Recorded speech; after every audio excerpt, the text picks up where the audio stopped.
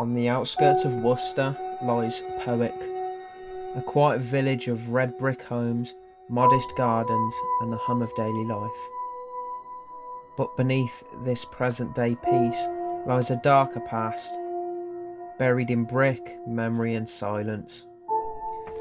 From its opening in 1852 to its closure in 1989, Powick Hospital stood as one of Britain's most prominent and at times controversial psychiatric institutions. It was a place of hope and despair, of groundbreaking music and failed reforms, of psychedelic experiments and institutional neglect. Today we uncover the truth. This is the story of Powick Hospital.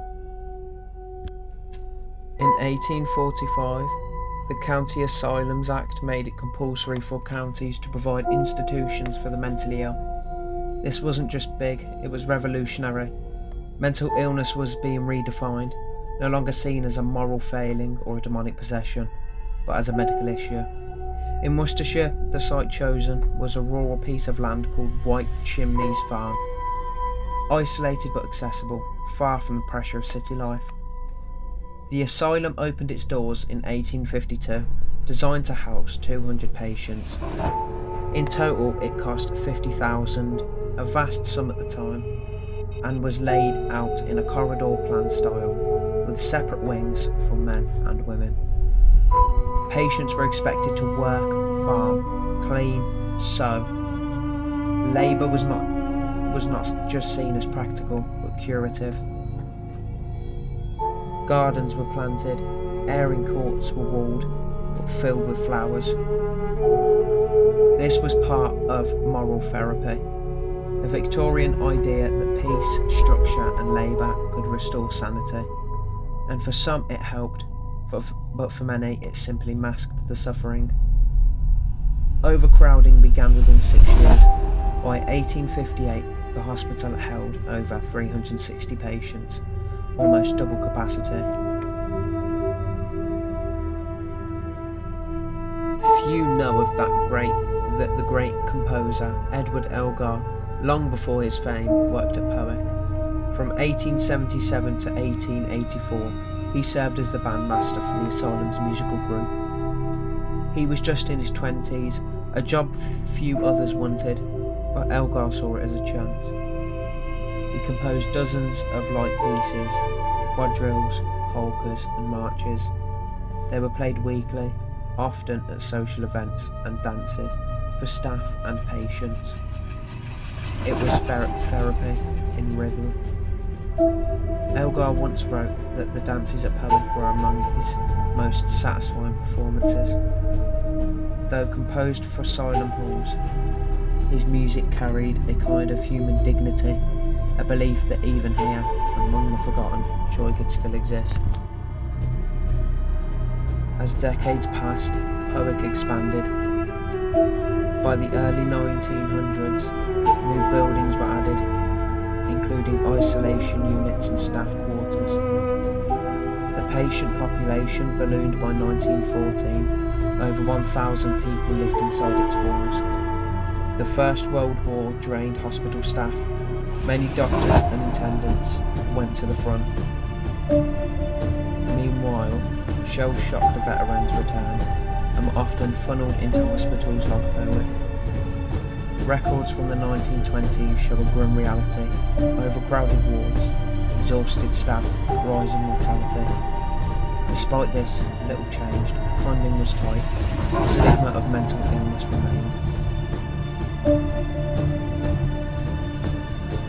In 1920, Dr. Henry Fenton became superintendent.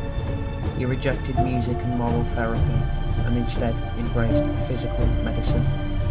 Under his lead, Powick became known for its social sepsis. I cannot say that word, I apologise.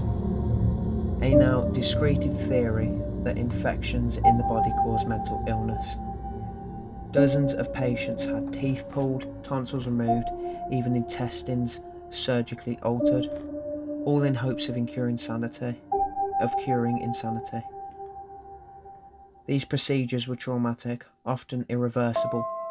By the 1940s, electroconvulsive therapy and insulin shock therapy were also being used for some. They brought momentary relief, for others confusion and further trauma. Staff tried their best, but training was minimal. Many nurses were overworked and many patients simply forgotten. Then came Dr. Ronald Sanderson, a visionary psychiatrist who arrived in 1951. He was appalled at what he saw. He described Powick's as medieval. Broken heating, locked doors, damped bedding and lost patients. Sanderson had just returned from Switzerland, where he met Albert Hofmann, the inventor of LSD.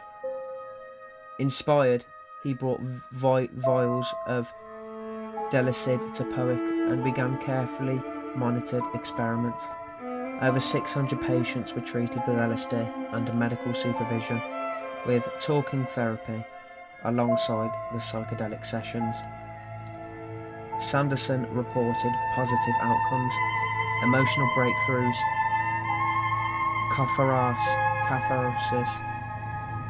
catharsis, reduction in symptoms.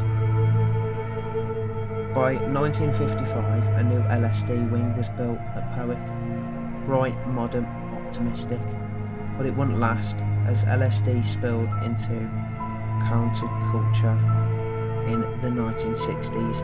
Public opinion shifted.